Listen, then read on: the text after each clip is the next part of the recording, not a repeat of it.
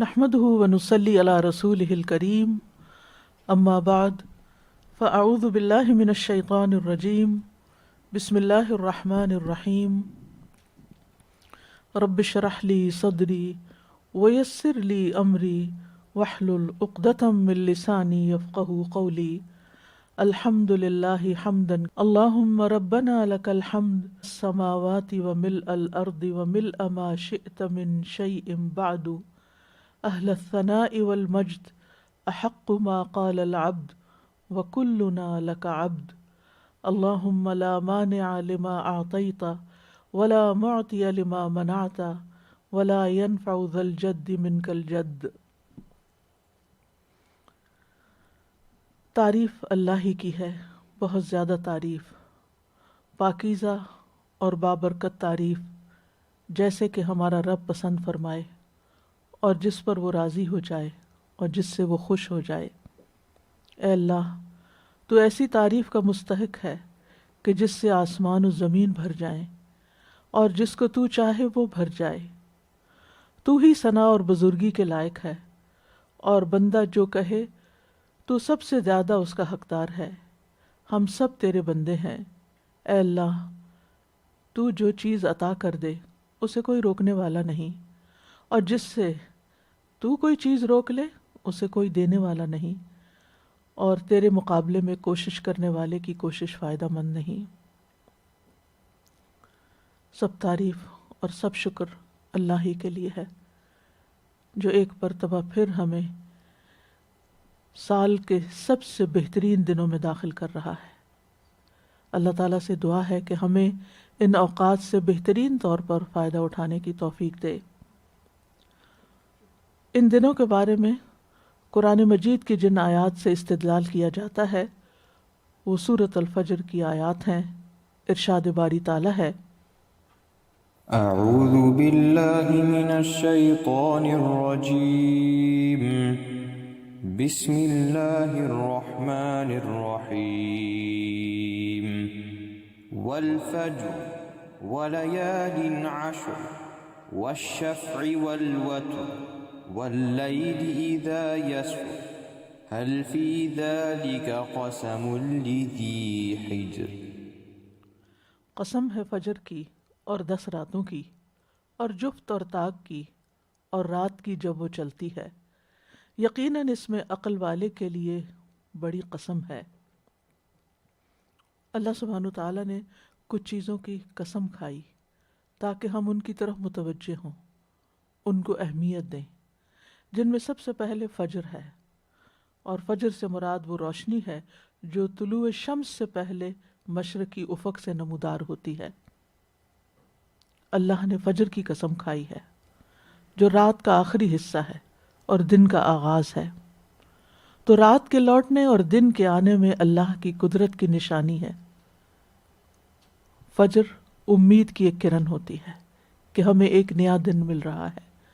ہمیں نیکی کا ایک اور موقع مل گیا ہے، ہمیں اللہ نے مزید نعمت عطا کر دی ہے۔ اور فجر کے وقت کی اہمیت اس وجہ سے بھی ہے کہ بہت سے شرعی احکامات کا تعلق اس وقت سے ہے۔ مثلاً روزے دار کا کھانے پینے سے رک جانا، جب فجر طلوع ہو جائے تو روزے دار پہ لازم ہوتا ہے کہ سحری کھانا بند کر دے۔ اسی طرح اس وقت ایک نہایت فضیلت اور عظمت والی نماز ہوتی ہے جو اس بات کی اہل ہے کہ اس کی قسم کھائی جائے، اس وقت کو اہمیت دی جائے، اور ہم فجر کے وقت کو بہترین عبادت میں گزاریں۔ تو اللہ سبحانہ وتعالیٰ نے اس کی قسم کھائی ہے۔ لیلۃ القدر بھی فجر کے وقت تک باقی رہتی ہے۔ تو فجر کا وقت ایک نہایت اہم وقت ہے، جس سے یہ سبق ملتا ہے کہ ہم اپنی زندگی کے ہر دن کا آغاز اللہ کے نام سے کریں، اللہ کی عبادت سے کریں، اللہ کو یاد کر کے کریں، اللہ کا شکر ادا کر کے کریں، اور اسی طرح جب بھی کوئی نیکی کا موقع آئے تو اس کو ویلکم کرے اور اس سے پورا فائدہ اٹھائیں۔ اس کے بعد فرمایا وَلَيَالٍ عَشْرٍ، اور 10 راتوں کی قسم۔ بعض نے اس سے رمضان کی آخری 10 راتیں مراد لی ہیں، اور بعض کے نزدیک ذوالحجہ کے پہلے 10 دن ہیں، اور ان دونوں میں کوئی کنٹراڈکشن نہیں، کیونکہ رمضان کی آخری راتیں بھی بڑی اہم ہیں، آخری عشرہ، اور ذوالحجہ کے یہ 10 دن بھی بہت اہم ہیں۔ لیال کا لفظ لیل سے ہے، لیل عربی زبان میں رات کو کہتے ہیں۔ عربی زبان میں یہ لفظ صرف رات ہی کے لیے استعمال نہیں ہوتا، بلکہ رات اور دن دونوں کے لیے ہوتا ہے، یعنی جس کو ہم ڈے کہتے ہیں تو عربی میں اس کے لیے لیل کا لفظ بھی استعمال ہوتا ہے، اگرچہ یوم کا لفظ بھی استعمال ہوتا ہے، لیکن جب لیل بولا جاتا ہے تو اس سے مراد صرف نائٹ نہیں ہوتی، بلکہ رات اور دن دونوں مراد ہوتے ہیں۔ اسی لیے عشرہ ذوالحجہ کے دن زیادہ امپورٹنٹ ہیں اور رمضان کی آخری عشرہ کی راتیں زیادہ اہم ہیں۔ ان 10 راتوں سے مراد ذی الحجہ کا پہلا عشرہ ابن عباس کے نزدیک، ابن زبیر کے نزدیک، مجاہد اور اس کے علاوہ بھی بہت سے اسکالرز کے نزدیک یہی 10 دن ہیں جو ذی الحجہ کے پہلے 10 دن ہیں۔ اور ان کی اہمیت اس لیے بھی بتائی جاتی ہے کہ بعض اسکالرز کے نزدیک یہ وہ 10 دن ہیں جو اللہ سبحانہ وتعالیٰ نے موسیٰ علیہ السلام کے لیے بڑھا دیے تھے، یعنی موسیٰ علیہ السلام 30 راتوں کے لیے، وہ ذی القعدہ کا مہینہ تھا، اس میں اللہ تعالیٰ کی ملاقات کے لیے کوہ طور پر گئے تھے، اور پھر جو مزید 10 دن بڑھائے گئے وہ یہ 10 دن شمار ہوتے ہیں۔ والشفع والوتر، اس سے مراد تمام مخلوق ہے، یعنی شفع سے مراد، اور طاق اللہ کی ذات ہے۔ وَمِن كُلِّ شَيْءٍ خَلَقْنَا زَوْجَيْنِ لَعَلَّكُمْ تَذَكَّرُونَ، سورۃ زاریات میں آتا ہے، اور ہر چیز سے ہم نے 2 قسمیں بنائی تاکہ تم نصیحت حاصل کرو، یعنی جتنی بھی مخلوقات ہیں وہ جوڑا جوڑا ہیں، اور وطر صرف اللہ سبحانہ وتعالیٰ کی ذات ہے۔ اور واللیل اذا یسر، اور رات کی قسم جب وہ چل پڑے، یعنی رات جو ہے وہ ایک طرح سے دن کے رخصت ہونے کا آغاز ہوتا ہے، اور رات کو عرب سفر بھی کرتے تھے، تو واللیل اذا یسر یعنی رات کو چلنا بھی مراد لیا گیا، اور ساریہ رات کو سفر کرنے والی چھوٹی سی جماعت بھی کہلاتی ہے، اور اسرا کا مطلب ہوتا ہے رات کے وقت سیر کرانا، سبحان الذی اسرا بعبدہ، اور بعض نے اس سے مراد یہ لیا ہے کہ اس رات سے مراد وہ رات ہے جب رسول اللہ صلی اللہ علیہ وسلم نے معراج کا سفر کیا تھا، اور دوسرا عام معنی یہی ہے کہ رات کی قسم جب وہ جانے لگے، رخصت ہونے لگے، اور ہر دن جو فجر سے شروع ہوتا ہے وہ رات پر ختم ہوتا ہے، اور جب رات آ جاتی ہے تو انسان کے اندر ایک سینس آف لاس ہونے لگتا ہے کہ وقت ہاتھ سے نکل گیا، یہ دن بھی گزر گیا۔ سورج ڈوبنے اور غروب ہونے کے ساتھ کیفیات بھی انسان کی بدل جاتی ہیں، جو ہمیں ہماری موت بھی یاد دلاتی ہیں اور اس دنیا کا اختتام بھی یاد دلاتی ہیں، کہ جس طرح اس دنیا کا ایک آغاز ہوا تھا اسی طرح اس کا اختتام بھی ہونے والا ہے۔ لہٰذا ہم ان اوقات سے پورا فائدہ اٹھا لیں۔ معلوم نہیں کہ جو رات شروع ہو اس کی دوبارہ فجر ملے یا نہ ملے، تو جو بھی فجر ہمیں ملے، جو بھی صبح ہمیں ملے، جو بھی صبح میں سے خاص دن ہمیں ملے، جو فضیلت والے دن اور اوقات ہمیں ملے، ہم ان سے بھرپور فائدہ اٹھائیں اور ان کو غفلت میں اور لہو و لعب میں اور ادھر ادھر کے کھیل تماشے میں ضائع نہ کریں، بلکہ ان کے لیے اپنے آخرت کے لیے بھرپور سامان تیار کر لیں۔ پھر فرمایا هل فی ذلک قسم لذی حجر، کیا اس میں کسی عقل مند کے لیے کوئی قسم ہے؟ حجر کا مطلب ہوتا ہے روکنا، یہ حجر سے پتھر بھی روک کا کام کرتے ہیں، اور اس سے مراد انسانی عقل بھی ہوتی ہے۔ ذی حجر سے مراد عقل والا، کیونکہ عقل بھی انسان کو برے کاموں سے، غلط چیزوں سے، بے حیائی کی چیزوں سے روکتی ہے، عیب والی چیزوں سے روکتی ہے۔ تو اللہ سبحانہ وتعالیٰ نے اس آیت کریمہ میں پچھلی قسموں کی عظمت کا احساس دلایا ہے کہ یہ بہت بڑی قسمیں ہیں، کہ جو بھی صاحب عقل آدمی ہوگا وہ یہ جان لے گا کہ یہ ایک عظیم قسم ہے۔ اور اس کے بعد پھر باس بعد الموت کی یقین دہانی وغیرہ کرائی گئی، اور سورت کے اندر اور بہت سے سبق ہیں، لیکن ہمارے موضوع سے متعلق یہ چند ابتدائی آیات ہی ہیں جو ہمیں اس قیمتی وقت کی طرف متوجہ کرتی ہیں جن پر اللہ سبحانہ وتعالیٰ نے قسم کھائی ہے۔ جہاں تک عشرہ ذی الحجہ کا تعلق ہے، جیسا کہ آپ جانتے ہیں کہ ذی الحجہ حرام مہینوں میں سے ایک مہینہ ہے، اور اس میں جو ذوالحجہ ہے وہ بذات خود اس کے 10 دن جو ہیں یہ بہت فضیلت کے ہیں، یعنی پہلے 10 دن، اگرچہ اس کے بعد جو ایام تشریق ہیں ان کی بھی فضیلت ہے اور پورے ذی الحج کی بھی ایک طرح سے فضیلت ہے، لیکن خاص طور پر اس عشرے کی یعنی پہلے 10 دنوں کی۔ رسول اللہ صلی اللہ علیہ وسلم نے فرمایا دنیا کے دنوں میں، یعنی جتنے بھی دن سال میں طلوع ہوتے ہیں یا دوسرے پلانٹس پر جو دن آتے ہیں، تو دنیا سے مراد صرف ہماری زمین ہی نہیں بلکہ دنیا سے مراد تو ساری چیزیں ہیں جو بھی اللہ نے تخلیق کی ہیں، تو دنیا کے جتنے بھی دن ہیں ان میں افضل ترین دن عشرہ ذوالحجہ کے پہلے 10 دن ہیں، اور یہ اس لحاظ سے فضیلت والے ہیں کہ ان میں کیے گئے عمل کی بہت فضیلت ہے، اس عمل کا درجہ اور ثواب اور اجر کئی گنا زیادہ بڑھ جاتا ہے۔ نبی صلی اللہ علیہ وسلم نے فرمایا ما عمل افضل منہ فی هذه الایام یعنی ایام العشر، مسند احمد کی روایت ہے، ان دنوں میں کیے گئے عمل سے افضل کوئی عمل نہیں، یعنی عشرہ ذوالحجہ میں کیے گئے عمل سے۔ مثلا ان دنوں میں آپ نماز پڑھتے ہیں تو کوئی بھی نماز، چاہے فرض ہے، سنت ہے، نفل ہے، وتر ہے، مخصوص اوقات کی نمازیں ہیں، تہجد ہے، چاشت ہے، جو بھی ویسے نوافل ہیں، یہ اگر ذوالحجہ کے علاوہ کسی دن میں پڑھیں تو اس کا درجہ اور ہے، لیکن یہی نماز اگر آپ ان دنوں میں پڑھتے ہیں تو اس کا ثواب کئی گنا زیادہ بڑھ جاتا ہے۔ پھر اسی طرح عام دنوں میں آپ روزہ رکھتے ہیں تو اس کا بھی ثواب ہے، لیکن اگر آپ ان دنوں میں روزہ رکھتے ہیں تو اس کا ثواب کہیں زیادہ ہے۔ یعنی آپ رمضان میں بھی روزہ رکھتے ہیں، آپ شوال کے بھی روزے رکھتے ہیں، آپ سوموار اور جمعرات کا روزہ بھی رکھتے ہیں، لیکن جب ہم ان دنوں کی فضیلت کے بارے میں پڑھتے ہیں کہ دنیا کے دنوں میں افضل ترین عمل ہے اور ان دنوں میں کیے ہوئے عمل سے افضل کوئی عمل نہیں، تو پھر ان دنوں میں اگر آپ روزہ رکھتے ہیں تو اس روزے کا بھی اجر و ثواب کئی گنا زیادہ، خواہ آپ اپنے قضا یا چھوٹے ہوئے یا نظر کے یا منت کے یا کوئی بھی روزے رکھیں یا ویسے ہی نفلی روزے رکھیں۔ آپ 10ویں دن کے علاوہ، 10واں دن چونکہ عید کا دن ہوتا ہے، پہلے 9 دن پورے بھی روزہ رکھ سکتے ہیں، سوموار جمعرات کا روزہ بھی رکھ سکتے ہیں اور 9 تاریخ کا روزہ بھی رکھ سکتے ہیں جس کا خاص اجر و ثواب ہے۔ پھر ان دنوں میں حج ہوتا ہے، حج مبرور ہوتا ہے، یعنی جو لوگ حج کرتے ہیں وہ بہت بڑا اجر کماتے ہیں، اور پھر اللہ کا ذکر، عام دنوں میں بھی ذکر کرنے کا اجر ہے، لیکن ان دنوں میں اگر آپ سبحان اللہ کہتے ہیں، الحمدللہ کہتے ہیں، اللہ اکبر کہتے ہیں تو اس کا اجر کئی گنا زیادہ ہو جاتا ہے۔ اسی طرح صلہ رحمی کے کام، بر الوالدین، والدین کے ساتھ نیکی کرنا، صدقہ خیرات کرنا، زکوٰۃ کی ادائیگی کرنا، نیکی کے جتنے کام ہیں، جو جتنے بھی پروجیکٹس کوئی چل رہے ہوں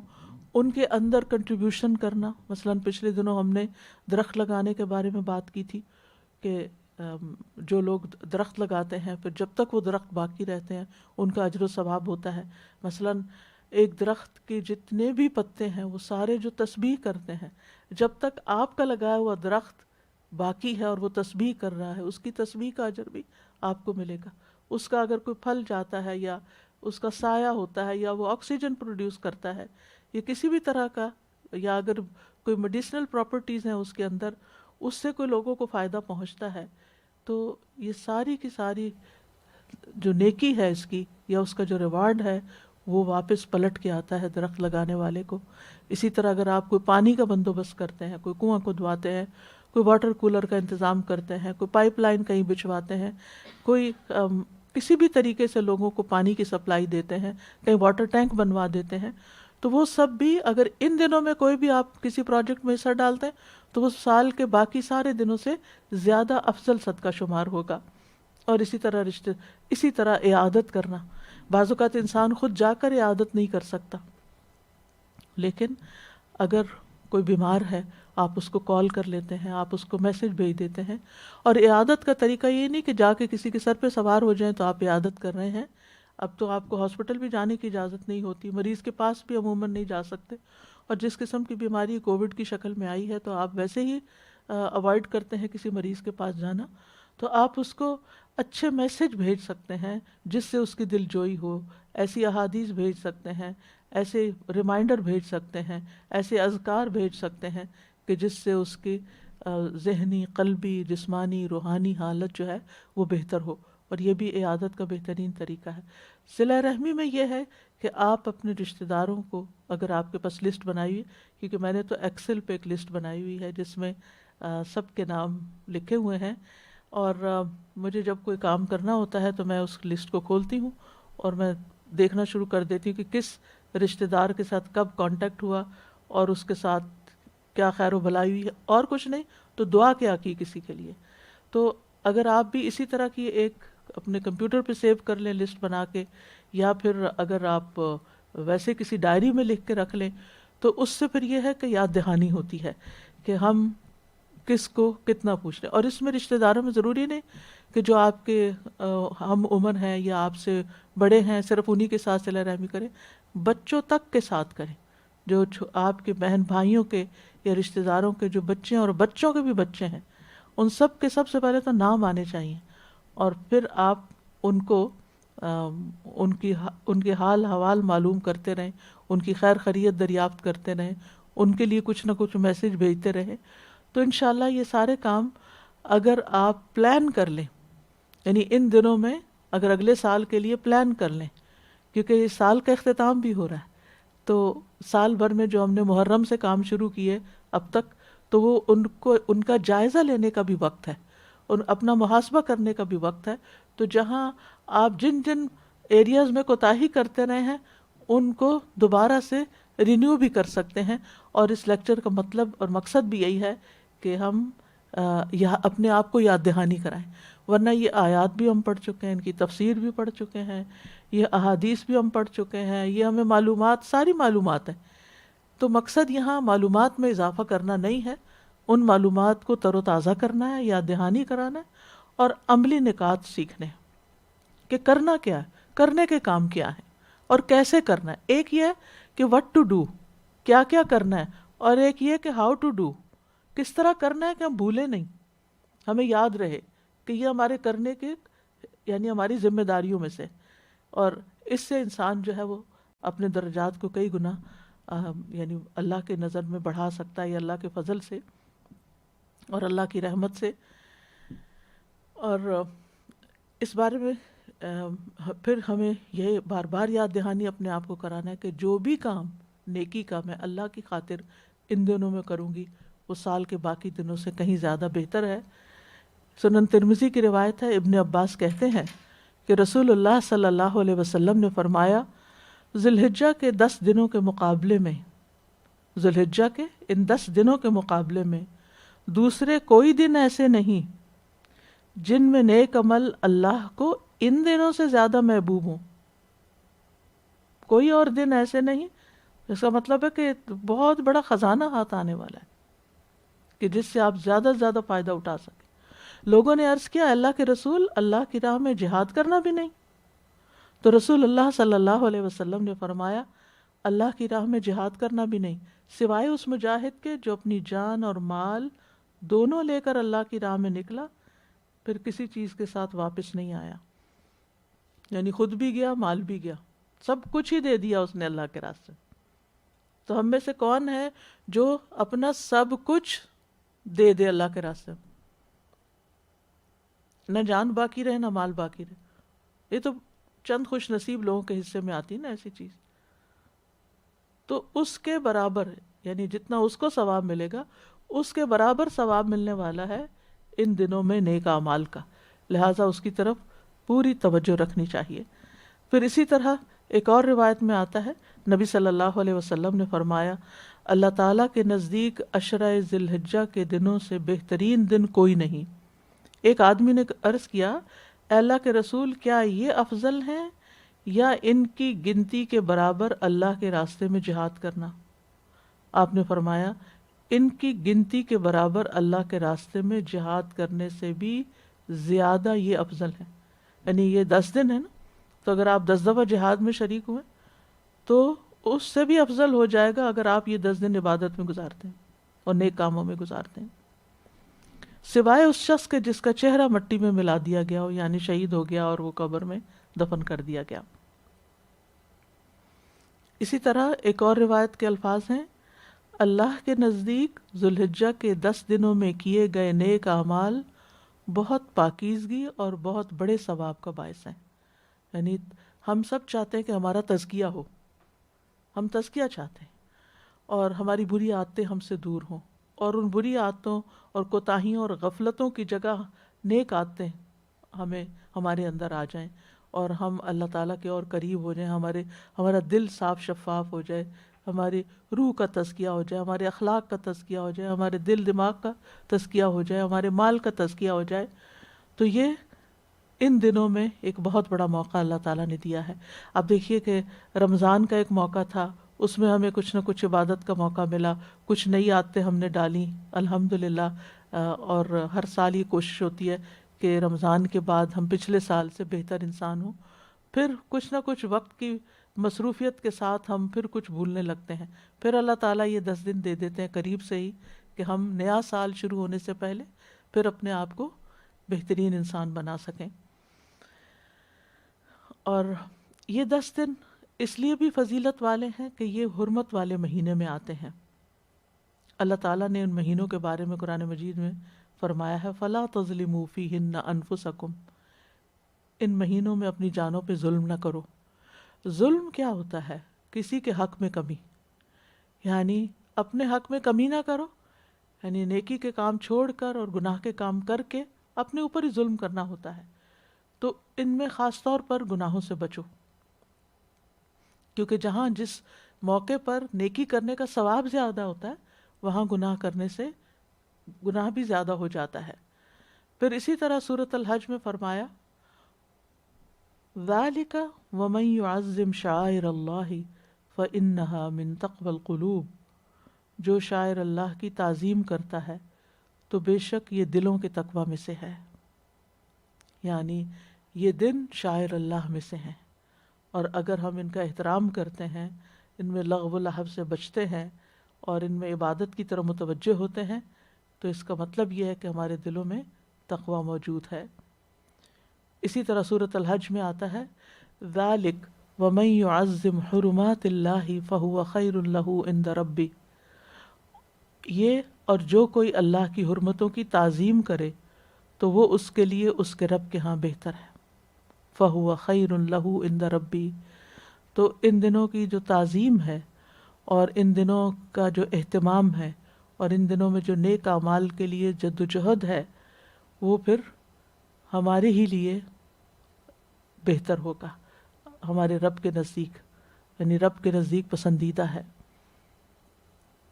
تو شاعر میں دین کے ظاہری جتنے بھی شاعر ہیں جس سے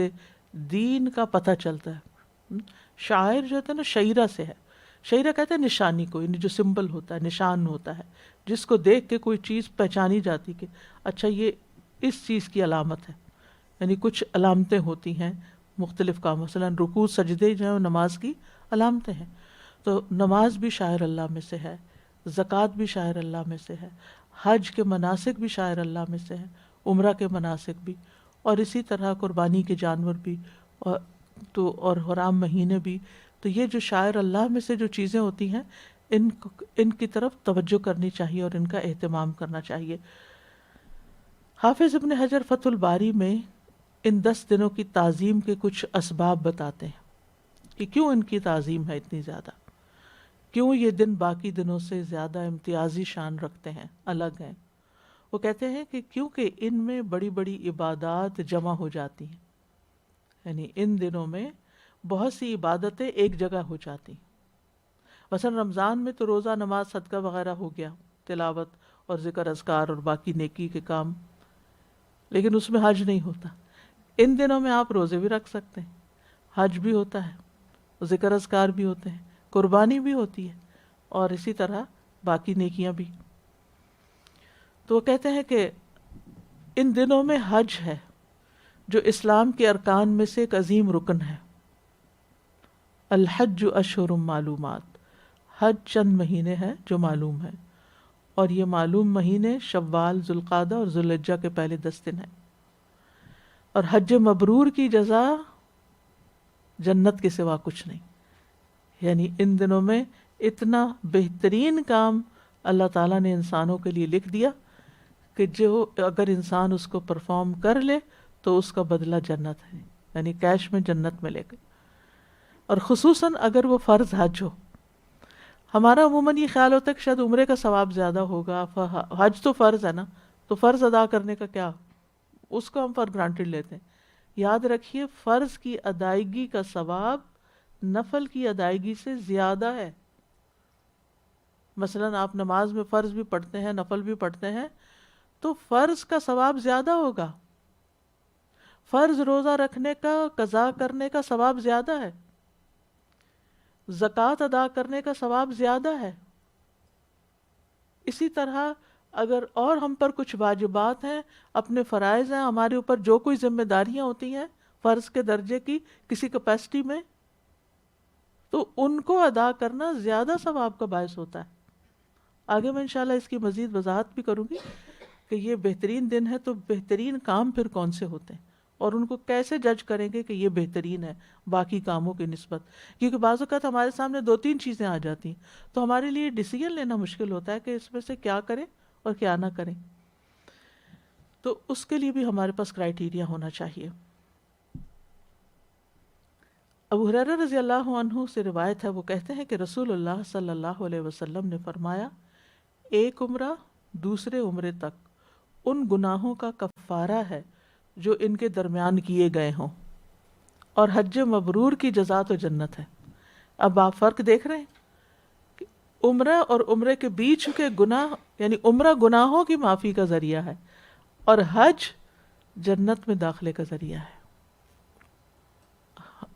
گناہوں کی معافی بھی ضروری ہے لیکن اصل منزل تو جنت ہے نا، وہاں جو داخل ہو گیا وہ امن میں آ گیا۔ پھر ابن حجر کہتے ہیں کہ ان دنوں کی فضیلت اس لیے بھی ہے کہ ان میں یوم ترویہ ہے۔ یوم الترویہ کیا ہے؟ حج کے احرام باندھنے کا دن۔ جابر بن عبداللہ رضی اللہ عنہ سے روایت ہے کہ انہوں نے نبی صلی اللہ علیہ وسلم کے ساتھ حج کیا۔ آپ صلی اللہ علیہ وسلم نے صحابہ سے فرمایا، بیت اللہ کے طواف اور صفا و مروہ کی سعی کے بعد اپنے احرام کھول دو، یعنی جب آپ حج تمتع کرتے ہیں تو جا کر عمرہ کر لو، احرام کھول دو، بال ترشوا لو، عمرہ ہو گیا۔ اب چونکہ ایک ہی سفر میں ہم 2 کام کر رہے ہیں نا، عمرہ بھی کر رہے ہیں، حج بھی کر رہے ہیں، اور یوم ترویہ تک برابر اسی حال میں حلال رہو، پھر یوم الترویہ میں مکہ ہی سے حج کا احرام باندھو۔ اور اس کو ترویہ اس لیے کہتے ہیں کہ روا کا مطلب ہوتا ہے سیراب کرنا، کیونکہ اہل عرب حج پر جانے سے پہلے اونٹوں کو خوب پانی وانی پلا کے ان کو سیراب کرتے تھے، کیونکہ آگے کا سفر کچھ کٹھن ہے اور شاید پانی اتنی مقدار میں نہ ملے، تو پوری یعنی تیاری کر لیں، تو اس سے یہ ترویہ کا دن کہلانے لگا۔ یعنی اس دن حج کے مناسک کا آغاز ہو جاتا ہے۔ یہ 8 تاریخ ہوتی ہے ذوالحجہ کی۔ پھر وہ کہتے ہیں کہ ان دنوں میں یوم عرفہ بھی ہے اور اس کی اپنی فضیلت ہے۔ یوم عرفہ کا دن وہ دن ہے جس میں اللہ تعالیٰ نے اپنے دین کو مکمل کیا تھا اور مسلمانوں پر اپنی نعمت کو تمام کر دیا۔ ارشاد باری تعالیٰ ہے، الیوم اکملت لکم دینکم واتممت علیکم نعمتی وردیت لکم الاسلام دینا۔ آج میں نے تمہارے لیے تمہارا دین کامل کر دیا اور تم پر اپنی نعمت پوری کر دی اور تمہارے لیے اسلام کو دین کی حیثیت سے پسند کر لیا۔ ہماری زندگیوں میں جتنی بھی نعمتیں، ان میں سب سے بہترین، خوبصورت ترین، اعلیٰ ترین، قیمتی ترین، کہ جس کا کوئی بدل ہی نہیں، وہ دین کی نعمت ہے کہ اللہ نے ہمیں مسلمان بنایا ہے اور ہمیں یہ دین عطا کیا ہے اور اس دین کی ہمیں سمجھ دی ہے، اس دین سے ہمیں محبت دی ہے، اس دین پر عمل کرنے کی توفیق دی ہے، اس دین کو سیکھنے اور سکھانے کی توفیق عطا کی ہے۔ یہ سب سے قیمتی نعمت، اس کو پکڑ کے رکھنا چاہیے۔ اور زندگی میں کچھ بھی کھو جائے، کوئی بھی چیز چلی جائے، کچھ بھی چلا جائے اور اس پر غم آنے لگے تو خوشی کے لیے سوچ لیا کریں مجھے اللہ نے دین تو دیا ہے نا، اپنی معرفت تو دی ہے، اپنی پہچان تو دی ہے، اپنی اطاعت کی توفیق تو دی ہے، اپنی یاد تو دی ہے، میرے پاس تو سب سے بڑی دولت ہے، میں کس بات پہ رنج کروں؟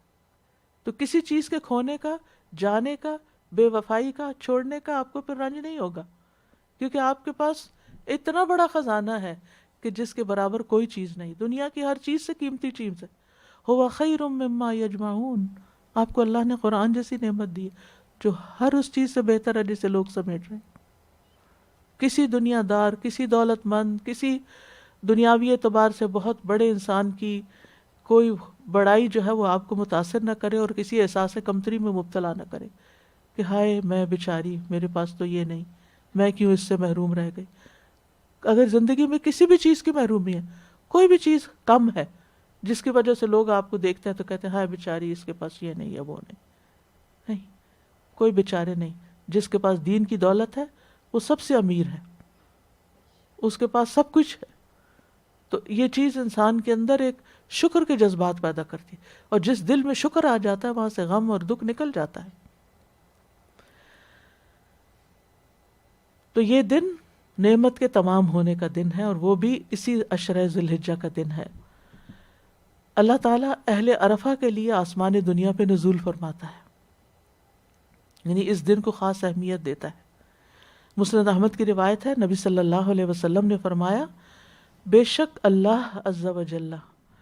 عرفہ کی شام اہل عرفہ کے ذریعے اپنے فرشتوں کے سامنے فخر فرماتا ہے اور کہتا ہے کہ میرے ان بندوں کو دیکھو جو میرے پاس پراگندہ حال اور غبار آلود ہو کر آئیں،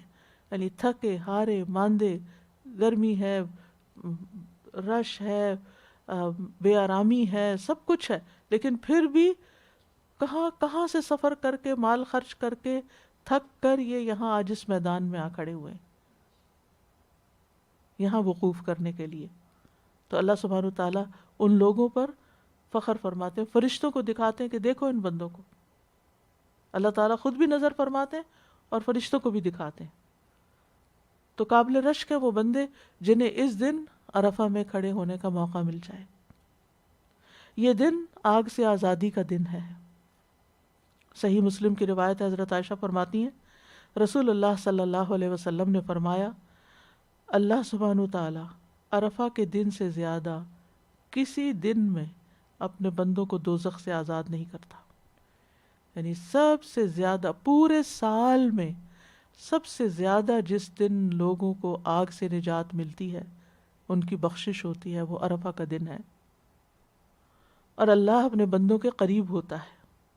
پھر فرشتوں کے سامنے اپنے بندوں پر فخر کرتے ہوئے فرماتا ہے کہ یہ سارے بندے کس ارادے سے آئے ہیں، یہ کیوں آئے ہیں، یہ کیا چاہتے ہیں؟ آبویسلی وہ اپنی بخشش چاہتے ہیں، تو اللہ تعالیٰ ان کو بخش دیتے ہیں۔ اور یہ دن حاجیوں کے لیے تو معافی کا دن ہے ہی، غیر حاجیوں کے لیے بھی ہے۔ وہ کس طرح؟ نبی صلی اللہ علیہ وسلم نے فرمایا تمہارا دوپہر کے بعد عرفات میں کھڑے ہونا، تمہارا دوپہر کے بعد عرفات میں کھڑے ہونا تو اللہ تعالیٰ آسمان دنیا پر نازل ہوتا ہے اور فرشتوں سے تم پر فخر کرتا ہے، فرماتا ہے میرے بندے میرے پاس کھلے اور گہرے یعنی وائڈ یعنی کہ ڈیپ راستوں سے پراگندہ حالت میں آئے ہیں، یعنی بری حالت ہے ان کی، جو میری رحمت و جنت کے امیدوار ہیں۔ پس اگر تمہارے گناہ ریت کے ذرات یا بارش کے قطروں یا سمندر کی جھاگ کے برابر بھی ہوں تو میں انہیں بخش دوں گا۔ ساری زندگی کے گناہ معاف ہو جاتے ہیں اگر کوئی انسان صحیح نیت اور ارادے کے ساتھ اللہ کی رضا کے لیے حج کرتا ہے۔ میرے بندو لوٹ جاؤ، تم بخش دیے گئے ہو، اور ان کی بھی مغفرت ہے جن کی تم نے سفارش کی۔ یعنی وہاں جا کر جو لوگ اپنے پیاروں کی بخشش کی دعا کرتے ہیں اللہ تعالیٰ ان کو بھی بخش دیتے ہیں اگرچہ وہ اس میدان میں موجود نہیں ہوتے۔ اور پھر ایک تیسری چیز یہ ہے کہ جس وقت عرفات والوں کی معافی ہو رہی ہو تو اس وقت ہمیں بھی یہاں جو عرفات میں نہیں پہنچتے ان کو بھی خاص بخشش کی دعا کرنی چاہیے کہ اللہ تعالیٰ تو ان بندوں کو بخش رہا ہے تو ہمارے حالات جانتا ہے، ہمارا شوق جانتا ہے، ہمارا بس چلے تو ہم بھی وہاں پہنچے ہوئے ہوں، ہم پیچھے نہ رہیں، لیکن ہماری مجبوریاں ہیں، ہمارے لیے رکاوٹیں ہیں، پابندیاں ہیں، وسائل کی کمی ہے، ہم وہاں نہیں جا سکتے، لیکن ہم تجھ سے دعا تو مانگ سکتے ہیں، تو آج کے اس دن میں ہمیں بخش دے اور تو ہمیں معاف کر دے، جس طرح تو اہل عرفات کو بخش رہا ہے۔ اور پھر خاص طور پر جو عرفات میں نہیں پہنچ سکتے وہ اس دن کا روزہ رکھیں۔ یہ روزہ 2 سال کے گناہوں کی معافی کا ذریعہ ہے۔ ابو قتادہ انصاری کہتے ہیں کہ آپ صلی اللہ علیہ وسلم سے عرفہ کے دن کے روزے کے بارے میں پوچھا گیا تو آپ نے فرمایا گزرے ہوئے 1 سال اور آنے والے سال کے گناہوں کا کفارہ بن جاتا ہے۔ یعنی بندے کے لیے ایک بہت بڑی موٹیویشن ہے یہ روزہ کہ اللہ سبحانہ وتعالی پچھلے سال کے گناہ تو معاف کرتا ہے، اگلے سال کے لیے بھی معافی کا وعدہ کرتا ہے، اور یہ ایک طرح سے پروٹیکشن کا ذریعہ بھی بنتا ہے کہ جب انسان روزہ رکھتا ہے، اللہ تعالیٰ سے دعائیں کرتا ہے، تو پھر انسان کے اندر ایک تزکیہ کی کیفیت پیدا ہوتی ہے، اور پھر عبادت کا ایک بڑا فائدہ یہ ہوتا ہے کہ ایک نیکی اگلی نیکی کو راہ دیتی ہے، اور پھر انسان اگلے سال گناہوں سے بچنے کی کوشش کرتا ہے۔ پھر انہی دنوں میں اسی عشرے میں مزدلفہ کی رات بھی ہے، مشعر الحرام کے پاس ٹھہرنا بھی ہے۔ سورۃ البقرہ میں آتا ہے لیس علیکم جناح ان تبتغوا فضلا من ربکم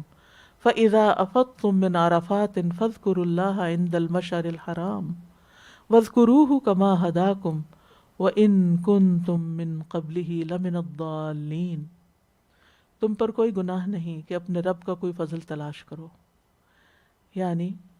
اپنی لائیولی ہوڈ کے لیے محنت کرو، کام کرو، کمائی کرو، کوئی گناہ کی بات نہیں، وہ بھی ایک عبادت ہے۔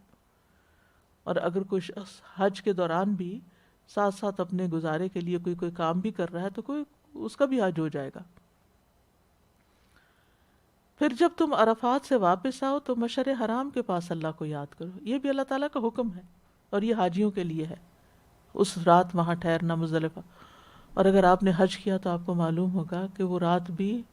خاص ہی رات ہوتی ہے، جس میں منا کا دن بھی تھک کے گزرتا ہے، پھر عرفہ کا دن بھی تھک کے گزرتا ہے، اور پھر جب آپ یہ رات مزدلفہ میں آ کے ٹھہرتے ہیں تو کوئی آپ کے پاس خیمے نہیں ہوتے، آپ کھلے آسمان کے نیچے پڑے ہوتے ہیں، اور یعنی کہ ایک ایسی رات ہوتی ہے کہ جو لازماً آپ کو قبر کی یاد دلا دیتی ہے، کیونکہ سبھی کو زمین پر لیٹنا پڑتا ہے، الا ماشاء اللہ کہ کوئی بیمار ہے اور کسی کے لیے کوئی خاص اسٹریچر یا کوئی ایسا بیڈ ارینج کیا گیا، وہ ہارڈلی کہیں دیکھنے کو ملتا ہے، ورنہ سبھی لوگ زمین پر مٹی پہ چادریں بچھا کے یا صفیں بچھا کے اس پر لیٹے ہوئے ہوتے ہیں، اور آسمان اوپر نظر آ رہا ہوتا ہے، اور اپنے آس پاس سبھی لوگ احرام میں ہوتے ہیں۔ اب یقین کریں کہ اگر آپ اٹھ کے دیکھیں یوں لگتا ہے جیسے مردے کفن میں پڑے ہوئے لیٹے ہیں، ایسے موت یاد آتی ہے، اور ایسے قبر یاد آتی ہے، اور ایسے رب یاد آتا ہے کہ وہ ایک عجیب ہی ایکسپیرینس ہے۔ یہ رات بھی اسی عشرے کی رات ہے، اور اس رات بھی، اور پھر اس دن صبح اٹھ کر خاص طور پر ارلی اللہ کا ذکر کرنا اور تکبیرات پڑھنا اور دعائیں کرنا، یہ بھی بڑی اہم اور خوبصورت عبادتوں میں سے ہے۔ اہل مزدلفہ کے بارے میں آتا ہے،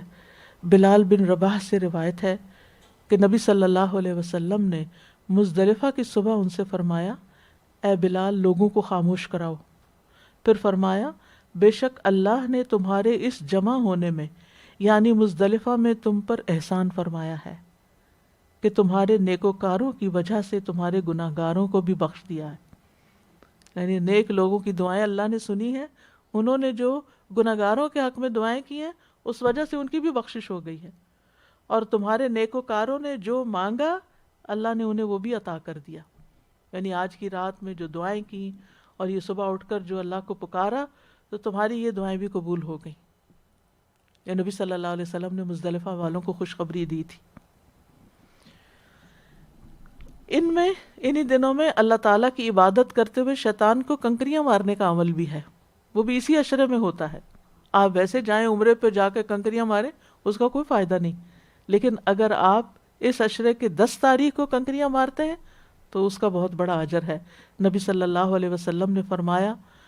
تمہارا جمرات کو کنکریاں مارنا، پس تمہاری ہر کنکری مارنے کے بدلے، ایک سٹون پھینکنے کے بدلے ایک کبیرہ گناہ جو ہلاک کرنے والا تھا اس کا کفارہ ہو جاتا ہے۔ پتہ نہیں ہم نے زندگی میں کتنے کبیرہ گناہ کیے ہیں، اللہ تعالیٰ معاف کر دے ہم سب کو۔ تو ہر کنکری جو پھینکتے ہیں تو ایک کبیرہ گناہ ختم، ایک کبیرہ گناہ ختم، ایک کبیرہ گناہ، اور ایسا کبیرہ گناہ جو ہلاک کر دینے والا تھا، موبقات السبع جس کو کہتے ہیں نا، 7 بڑے بڑے گناہ جو ہیں۔ نبی صلی اللہ علیہ وسلم نے یہ بھی فرمایا جب تم کنکریاں مارو گے تو یہ قیامت کے دن تمہارے لیے نور ہوں گی، روشنی کا سبب ہوں گی۔ آپ کو معلوم ہے کہ پلسرات سے پہلے بھی اندھیرا ہوگا اور ہر شخص کا اپنا اپنا نور ہوگا پلسرات کے اوپر۔ تو اس لیے نیت بھی کریں اور دعا بھی مانگے کہ یا اللہ حج کھول دے تاکہ ہم بھی پہنچیں، اور ہم اس پورے شعور اور احساس کے ساتھ یہ کنکریاں ماریں اور اس احساس کے ساتھ دعائیں مانگیں کہ اللہ تعالیٰ واقعی بخشش فرما دے گا، اور اس احساس کے ساتھ اس عرفہ میں قیام کریں اور کسی تکلیف پہ تنگ نہ ہوں۔ کیونکہ یہ جو لوگ حج پہ جاتے ہیں اور پھر وہاں کی برائیاں شروع کر دیتے ہیں، وہاں گندگی تھی، وہاں فلاں تھا فلاں تھا، جہاں اتنے لاکھوں لوگ جمع ہوں وہاں کچھ نہ کچھ تو ہوگا ہی نا، اور پھر ہر بیک گراؤنڈ کے لوگ ہیں، سب پڑھے لکھے اور سوفسٹیکیٹڈ تو نہیں ہو سکتے۔ آپ اللہ کے گھر آئے، جس کام پہ آئے ادھر ہی فوکس رکھیں، لوگوں کی حرکتوں کو کم دیکھیں، اپنے مقصد پہ اور اپنی اس اجر کمانے کے اوپر پوری توجہ رکھیں، اور ادھر ادھر کی باتیں چھوڑ کے پورا دھیان اللہ سبحانہ و تعالیٰ کی طرف کریں۔ انہی دنوں میں قربانی کا دن بھی ہے، یعنی عشرہ ذو الحجہ کی فضیلت کیوں ہے کہ اس میں قربانی بھی ہوتی ہے۔ سورۃ الحج میں آتا ہے لِيَشْهَدُوا مَنَافِعَ لَهُمْ وَيَذْكُرُوا اسْمَ اللَّهِ فِي أَيَّامٍ مَّعْلُومَاتٍ عَلَىٰ مَا رَزَقَهُم مِّن بَهِيمَةِ الْأَنْعَامِ فَكُلُوا مِنْهَا وَأَطْعِمُوا الْبَائِسَ الْفَقِيرَ، تاکہ وہ اپنے بہت سے فائدوں میں حاضر ہوں، یعنی جب حج کے یہ دن آئیں اور عید کے دن آئیں تو بہت سے فائدوں میں حاضر ہوں، اور چند معلوم دنوں میں ان پالتو چوپاؤں پہ اللہ کا نام ذکر کریں جو اس نے انہیں دیے ہیں، سو ان میں سے خود بھی کھاؤ اور تنگ دست محتاج کو بھی کھلاؤ۔ تو جمہور علماء اور اکثر مفسرین کے مطابق ایام میں معلومات سے مراد ذوالحجہ کے پہلے 10 دن ہیں۔ وَيَذْكُرُ اسْمَ اللَّهِ فِي أَيَّامٍ مَّعْلُومَاتٍ، اور یاد رکھیے کہ قربانی کا دن بھی افضل دنوں میں سے ایک ہے۔ عبداللہ بن قرط روایت کرتے ہیں کہ رسول اللہ صلی اللہ علیہ وسلم نے فرمایا اللہ کے نزدیک سب سے افضل دن یوم النحر ہے، اس کے بعد یوم القر، یعنی قربانی کے دنوں میں سے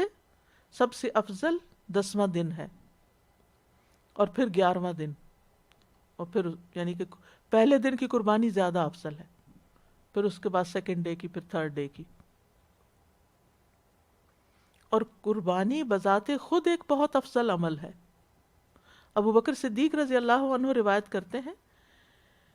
کہتے ہیں کہ رسول اللہ صلی اللہ علیہ وسلم سے سوال کیا گیا کون سا حج افضل ہے؟ آپ نے فرمایا العج والثج۔ عج کا مطلب ہے لبیک پکارنا، یعنی بلند آواز سے لبیک اللہم لبیک، لبیک لا شریک لک لبیک ان الحمد والنعمت لک والملک لا شریک لک۔ یہ زیادہ پڑھنا، یہ افضل، یعنی وہ حج زیادہ افضل ہے جس میں یہ والا ذکر زیادہ ہو۔ اور دوسرا افضل حج کیا ہے؟ خون بہانا، یعنی قربانی کرنا، یعنی جس حج میں قربانی کی جائے۔ اور آپ کو معلوم ہے کہ رسول اللہ صلی اللہ علیہ وسلم نے 100 اونٹ قربان کیے تھے حجۃ الوداع کے موقع پر، 100 اونٹ۔ ہم گائے کا ایک حصہ ڈالتے ہوئے پوچھتے ہیں واجب ہے، سنت ہے، فرض ہے کیا نہیں،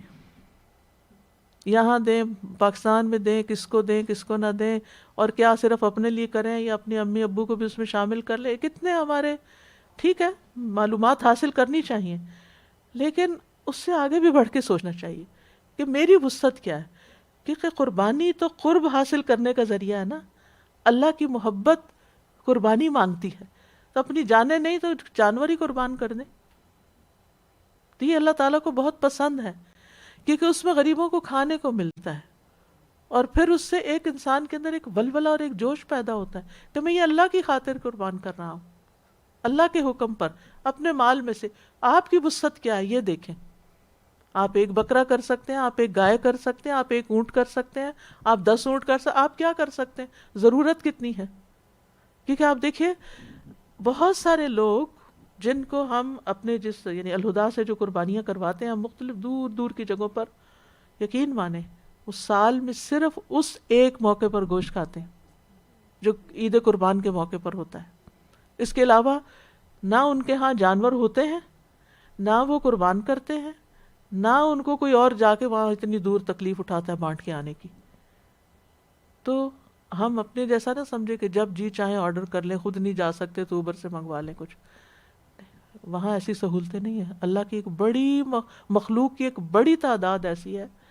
کہ جو ان نعمتوں سے محروم ہے جو ہمارے پاس ہیں۔ ان نعمتوں کا شکر ادا کرنا ہے ہمیں، اور شکر ادا کرنے کی شکر ادا کرنے کا بہت بڑا طریقہ کیا ہے کہ دوسروں کو ان نعمتوں میں شریک کریں، جو خود کھا رہے ہیں اوروں کو بھی کھلائیں، جو اپنے کو پسند ہے اوروں کو بھی دیں، تاکہ جو اللہ نے ہمیں دیا ہے ہمارے ہاتھ سے دوسروں کے پاس جائے۔ اللہ تعالیٰ ہمیں ان کی جگہ بھی رکھ سکتا تھا اور ان کے ہاتھوں ہمیں دلواتا، اللہ نے ہمیں دینے والا بنایا، یہ کتنا بڑا احسان ہے اس کا۔ تو یہ شکر ادا کرنا ہے۔ تو ان 10 دنوں میں یعنی اس قربانی کے دن میں قربانی کرنا جو ہے یہ سنت ابراہیمی پر عمل کرنا ہے۔ نبی صلی اللہ علیہ وسلم نے فرمایا اللہ کے نزدیک سب سے عظیم ترین دن 10 ذی الحجہ ہے، پھر 8 ذی الحجہ، یعنی حج کے دنوں میں سے پھر حج کے اعتبار سے بھی بتایا گیا۔ اور نبی صلی اللہ علیہ وسلم کے سامنے قربانی کے لیے 5-6 اونٹوں کو پیش کیا گیا، جن میں سے ہر ایک نبی صلی اللہ علیہ وسلم کے قریب ہونے کی کوشش کر رہا تھا کہ پہلے آپ اسے ذبح کریں، کیونکہ آپ کا جانوروں کے ساتھ بھی ایک عجب معاملہ تھا۔ وہ پودوں کے بارے میں تو ہم نے پڑھا تھا کہ نبی صلی اللہ علیہ وسلم نے حضرت سلمان فارسی کے لیے اپنے ہاتھ سے پودے لگائے تھے، کھجور کے درخت لگائے تھے جو 1 سال میں پھل لے آئے، سوائے ایک درخت کے جو حضرت عمر نے لگایا تھا تو وہ پھل نہیں لایا، تو آپ نے پھر اس کو اکھڑوا کے دوبارہ اپنے ہاتھ مبارک سے لگایا۔ تو اسی طرح حجۃ الوداع کے موقع پر آپ نے 63 کیملز اپنے ہاتھ سے نحر کیے تھے اور 37 حضرت علی رضی اللہ عنہ کے سپرد کیے تھے۔ 63۔ آپ دیکھیں کہ ہم تو ایک قربانی گھر میں کروا لیں نا تو ہم اس سے بھی تھک جاتے ہیں، ہم کہتے ہیں کہ ہم سے گوشت نہیں سمیٹا جاتا۔ اور بچپن ہم سب کا جس طرح گزرا ہے، یاد ہوگا آپ لوگوں کو کہ کس طرح پورے محلے میں قربانیاں ہوتی تھیں، اور کس طرح پھر وہ چارپائیوں پہ باقاعدہ اتنا گوشت ہوتا تھا کہ چارپائیوں پہ کپڑے بچھا کے اور پلاسٹک بچھا کے اس کے اوپر، اور پھر اس کی ڈھیریاں بنتی تھی اور پھر بانٹا جاتا تھا، اور وہ پورا دن تو کہتے تھے کپڑے کس لیے پہننے ہیں کیونکہ اتنا کام کا دن ہے۔ اچھا پھر یہ کہ نبی صلی اللہ علیہ وسلم نے صرف اونٹ ذبح نہیں کر دیے، نحر ہی نہیں کر دیے، بلکہ ہر ایک میں سے ایک پیس بھی لیا اور پھر اس سارے کو پکوایا گیا اور اس میں سے کھایا گیا، کیونکہ یہ بھی سنت ہے کہ اس میں سے خود بھی کھاؤ اور دوسروں کو بھی کھلاؤ۔ پھر اسی طرح یہ ہے کہ قربانی کرنے والے کے لیے ضروری ہے کہ وہ بال اور ناخن نہ کاٹے۔ آج کا دن ہے آپ کے پاس، کل سے تو انشاءاللہ ذی الحجہ شروع ہو رہا ہے، تو اپنے بال ناخن جو بھی صفائی کرنی ہے اپنے جسم کی وہ آج کر لیں۔ اگر آپ قربانی کر رہے ہیں تو اگلے 10 دن پھر آپ نہیں، جب قربانی ہو جائے تو پھر بال ناخن کاٹیں، لیکن اگر آپ قربانی نہیں کر رہے تو پھر رخصت ہے۔ اگر آپ کا حصہ بھی پڑ رہا ہے نا تو پھر بھی آپ احتیاط برتیں۔ پھر یہ ہے کہ ان دنوں میں روزے بھی رکھے جاتے ہیں، روزے کی عبادت بھی جمع ہو جاتی ہے، تو جتنے دن بھی آسانی سے روزہ رکھ سکیں رکھ لیں، لیکن 9 تاریخ کے روزے کا ضرور اہتمام کریں۔ اور سلف صالحین سے ثابت ہے کہ یہ روزے گناہوں کا کفارہ بن جاتے ہیں، جہنم اور گناہوں سے ڈھال بن جاتے ہیں۔ وہ جو ہوتا ہے نا ایک اللہ کی خاطر ایک دن جو شخص روزہ رکھتا ہے اس کے لیے 70 سال کی مسافت پر آگ دور ہو جاتی ہے۔ پھر اسی طرح اس عشرے میں عید بھی آتی ہے۔ آپ دیکھیے کہ ایک عشرے میں کتنی چیزیں جمع ہو گئی ہیں۔ اس میں یہ نعمتیں اگر گننا شروع کرے انسان تو غور و فکر کرنے کے بہت سے مواقع ہیں۔ تو ان میں عید بھی ہے۔ رسول اللہ صلی اللہ علیہ وسلم نے فرمایا یوم عرفہ، یوم نحر اور ایام تشریق، یہ سارے دن، ایام تشریق جو بعد کے 3 دن ہیں، 10 کے بعد کے، ہم اہل اسلام کے عید کے ایام ہیں، یہ کھانے اور پینے کے دن ہیں، یعنی ان میں روزہ نہیں رکھا جائے گا، حج والوں کے لیے مراد ہے جو وہاں پر کھایا پیا جائے گا، کیونکہ نبی صلی اللہ علیہ وسلم نے عرفہ کا روزہ حج کے موقع پر نہیں رکھا تھا، اور ام الفضل نے یہ جاننے کے لیے کہ آپ کا روزہ ہے یا نہیں، آپ اونٹ پر سوار تھے، آپ کو دودھ پیش کیا تو آپ نے وہ دودھ سب کے سامنے پی لیا، جس سے پتہ چلا کہ اس دن یہاں روزہ نہیں رکھا جائے گا، کھانے پینے کا ہی اہتمام ہوگا۔ اور عید کا دن تو باقاعدہ پھر جو قربانی کا دن ہے، قربانی کے گوشت اور ویسے کھانے پینے کے دن ہے۔ صحابہ کرام جو تھے ان دنوں میں انتھک عبادت کیا کرتے تھے، لہٰذا ہمیں بھی عام دنوں کی نسبت ان دنوں میں زیادہ عبادت کرنی ہے۔ وہ کس شکل میں؟ مثلاً یہ ہے کہ آپ نمازوں کی ادائیگی جو ہے کوشش کریں کہ اول وقت میں ہوں، خشوع و خضوع کے ساتھ ہوں۔ پھر اگر آپ اشراق اور چاشت کے نوافل نہیں پڑھتے تو نوافل کی ادائیگی شروع کریں۔ رسول اللہ صلی اللہ علیہ وسلم نے فرمایا، تمہارا رب فرماتا ہے، اے ابن آدم، کیا تم اس بات سے عاجز آ گئے ہو کہ تم دن کے ابتدائی حصے میں 4 رکعتیں پڑھو اور میں ان کے بدلے تمہارے دن کے آخر تک تمہاری کفایت کر لوں؟ تو اگر آپ 2 رکعتیں پڑھتے ہیں تو 4 کر لیں، یعنی 4 زیادہ افضل ہیں 2 کی نسبت۔ ویسے تو 12 تک پڑھنے کی بھی آتی ہے، اور لمٹ کوئی نہیں ہے، جتنے چاہیں آپ اس وقت کھڑے ہو کے پڑھ سکتے ہیں۔ پھر اسی طرح یہ ہے کہ دن اور رات میں 12 رکعتیں سنت ضرور ادا کریں، یعنی اگر آپ کو سنتیں نماز کے ساتھ پڑھنے کی عادت نہیں تو سنتیں ضرور پڑھیں، 2 سنت فجر کی، 4 پہلے اور 2 بعد ظہر کی، 2 مغرب کی اور 2 عشاء کی۔ پھر یہ ہے کہ اس کے علاوہ بھی نوافل، نمازوں کے آس پاس بھی نوافل پڑھ سکتے ہیں، اور ویسے بھی آپ پڑھ سکتے ہیں۔ معدان بن ابی طلحہ کہتے ہیں کہ میں ثوبان جو رسول اللہ صلی اللہ علیہ وسلم کے مولا تھے، یعنی آزاد کردہ غلام، ان سے ملا اور عرض کیا کہ آپ مجھے ایسے عمل کی خبر دیں جس کے کرنے سے اللہ مجھے جنت میں داخل کر دے، یعنی یا میں نے کہا کہ مجھے اللہ کے نزدیک سب سے پسندیدہ عمل کے بارے میں خبر دیں، وہ خاموش رہے۔ پھر میں نے پوچھا، وہ خاموش رہے۔ میں نے تیسری بار پوچھا تو انہوں نے کہا، میں نے رسول اللہ صلی اللہ علیہ وسلم سے اس بارے میں سوال کیا تھا تو آپ نے فرمایا تھا تم پر اللہ کے لیے سجدوں کی کثرت لازم ہے۔ تو سجدوں کی کثرت، خوشی کی کوئی خبر ملے تو سجدہ کریں، قرآن پڑھ رہے ہوں تو سجدہ تلاوت کریں، اور اس کے علاوہ بھی آپ نوافل کی کثرت کریں۔ فرمایا جب بھی کوئی سجدہ کرتے ہو تو اللہ اس سجدے کے سبب سے تمہارا ایک درجہ بڑھا دیتا ہے اور اس کے ذریعے تمہاری ایک خطا مٹا دیتا ہے۔ پھر اسی طرح مردوں کے لیے نماز با جماعت، شکر ہے کہ اب مسجدوں کی کیپیسٹی بڑھ گئی ہے، تو اب سال بھر 2 سال وہ جو عادت خراب ہو گئی ہے گھر میں نماز پڑھنے کی، کیونکہ کووڈ کی وجہ سے مسجد بند ہے، تو ان دنوں میں پھر عادت ڈال کے ریوائیو کر لیں۔ پھر اسی طرح اگر تہجد نہیں پڑھتے تو تہجد شروع کر لیں، اور اگر تہجد پڑھتے ہیں تو اس کے اندر اپنی قرات اچھے طریقے سے کریں، اور اگر دوبارہ نہیں اٹھ سکتے، آج کل مجھے معلوم ہے راتیں بہت ہی چھوٹی ہیں، تو عشاء کی نماز کے ساتھ ایکسٹرا نوافل پڑھ لیں قیام اللیل کی نیت سے، اور کوشش کریں کہ ہر رکعت میں مختلف صورتیں پڑھیں۔ روزوں کے بارے میں تو بات ہو ہی گئی، اور روزہ رکھنا جو ہے، جو اللہ کی راہ میں 1 دن کا روزہ رکھے گا، اللہ اس کے چہرے کو 70 سال کی مسافت کے برابر آگ سے دور کر دے گا۔ اور پھر یہ ہے کہ قضا روزے اگر رہتے ہیں تو ان کو رکھنے کا بہت بہترین موقع ہے، صدقہ خیرات کرنے کا۔ جس نے اللہ کی راہ میں کوئی چیز خرچ کی اس کے لیے 700 گنا اجر لکھا جاتا ہے۔ تو ان دنوں میں ہر روز صدقہ کریں۔ اپنے پروجیکٹس دیکھیں کہ کون کون سے ہیں جن میں آپ ان دنوں میں ڈال سکتے ہیں، اور خصوصاً زکوٰۃ جو ہے اس کی ادائیگی۔ اور اگر کچھ نہیں آپ کے پاس تو کھجور کا صدقہ، ایک کھجور بھی جو ہے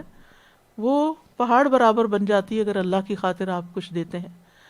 اگر باہر دینے کو کچھ نہیں، اپنے اہل و عیال پر خرچ کرنے کا بھی ثواب ہے، کیونکہ افضل دینار وہ ہے جو اپنے اہل و عیال پر انسان خرچ کرتا ہے۔ اگر وہ زیادہ ضرورت مند ہے تو وہاں سے شروع کیا جائے۔ رسول اللہ صلی اللہ علیہ وسلم نے فرمایا، جو شخص صلہ رحمی کے لیے جتنا عطیہ دیتا ہے اللہ اس کے مال میں اتنا ہی اضافہ کر دیتا ہے، اور پھر خاص طور پر ایسے رشتہ دار کو دینا جو پوشیدہ دشمنی آپ سے حسد رکھتا ہو دل میں،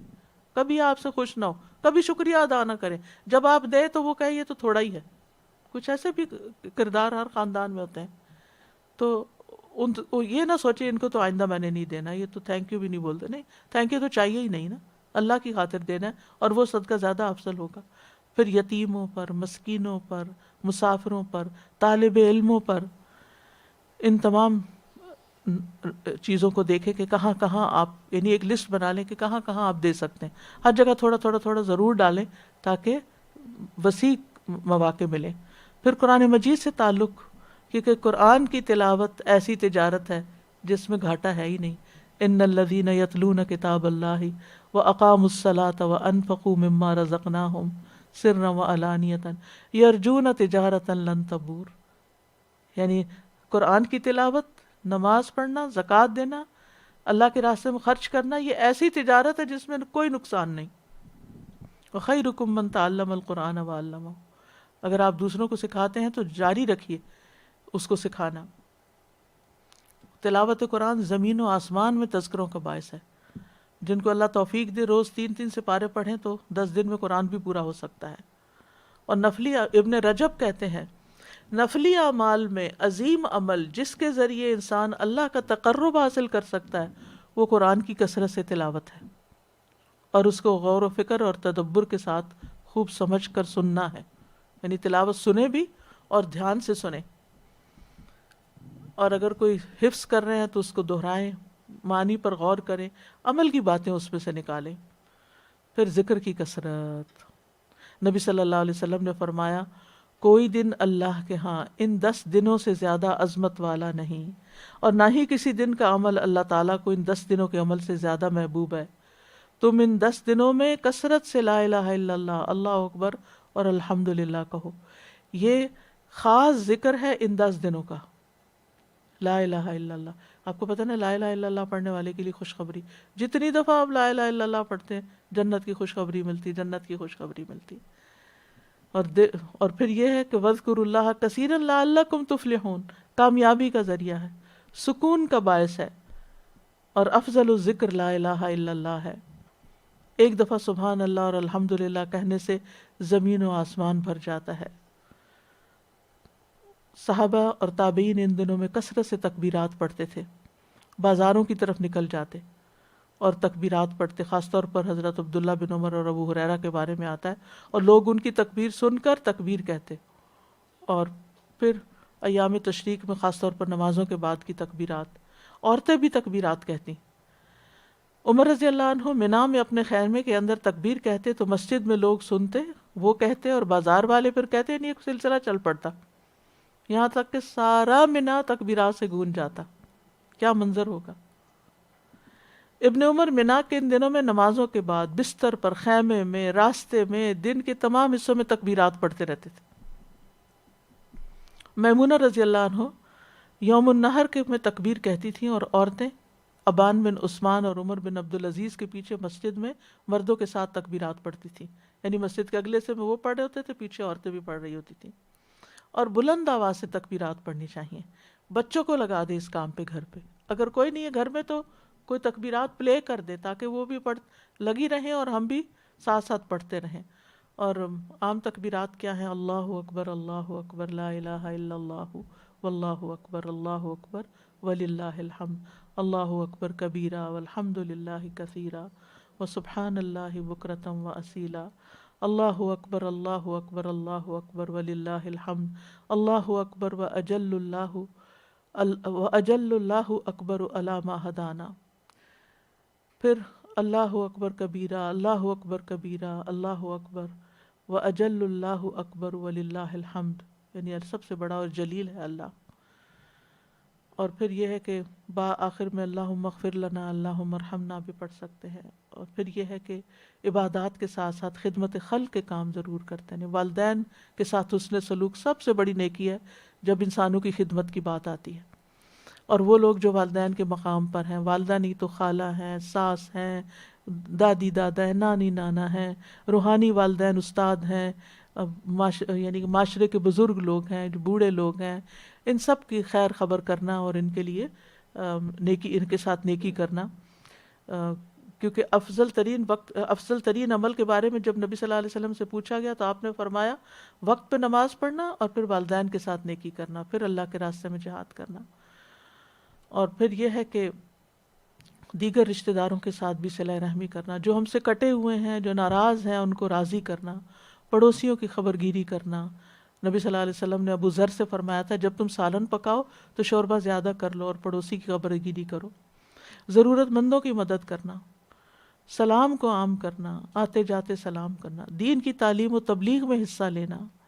اجتماعی بھلائی کے کاموں میں رضاکارانہ خدمت انجام دینا، والنٹیئر کرنا کہیں کسی کام کے لیے۔ اور پھر یہ ہے کہ قربانی کے دن قربانی کا اہتمام، اور اس کے لیے نبی صلی اللہ علیہ وسلم نے فرمایا پہلا کام جو ہم اس دن کریں گے نماز پڑھیں گے، پھر واپس آ کے قربانی کریں گے، جس نے ایسا کیا اس نے ہماری سنت پالی۔ امت کو بھی تاکید کی، اے لوگو ہر سال ہر گھر والوں پر قربانی ہے، یعنی جو استطاعت رکھتے ہوں، اللہ یہ کہ بالکل بھی کچھ نہیں، تو ہمیں سال بھر اگر ہمارا بجٹ ویسے اجازت نہیں دیتا تو سال بھر تھوڑا تھوڑا تھوڑا جمع کرتے رہنا چاہیے قربانی کے لیے، کہ سال کے آخر میں وہ پھر اس کام کے لیے استعمال ہو جائے۔ صحابہ بہت زیادہ اہتمام کرتے تھے اور اپنے جانوروں کو کھلا پلا کے موٹا بھی کرتے تھے۔ نبی صلی اللہ علیہ وسلم نے فرمایا رہا تمہارا قربانی کرنا، بس یہ تمہارے لیے تمہارے رب کے پاس ذخیرہ کر دی جاتی، یعنی سٹور ہو رہا ہے تمہارا وہ سب کچھ اللہ کے ہاں۔ تو پھر یہ کہ عید کا دن ہو تو عید کی سنتوں پر عمل کریں، نماز کا اہتمام کریں، عزیز و اقارب سے ملاقات کریں، اخلاص نیت سے قربانی کریں، قربانی کا گوشت خود بھی کھائیں، دوسروں کو بھی کھلائیں۔ پھر یہ کہ نیکی کا کوئی موقع ضائع نہ کریں، اور بے مقصد کاموں اور باتوں سے پرہیز کریں، گناہوں سے بچیں، کیونکہ جہاں نیک کام کرنے ہیں وہاں اپنے وقت کو ضائع کرنے سے بھی بچانا ہے اور غلط کاموں سے بھی بچانا ہے۔ اچھی چیزوں کا مطالعہ کریں، اچھی کتابیں پڑھنا یا ایسے لیکچر سننا جس سے نیک اعمال پر موٹیویشن ملے،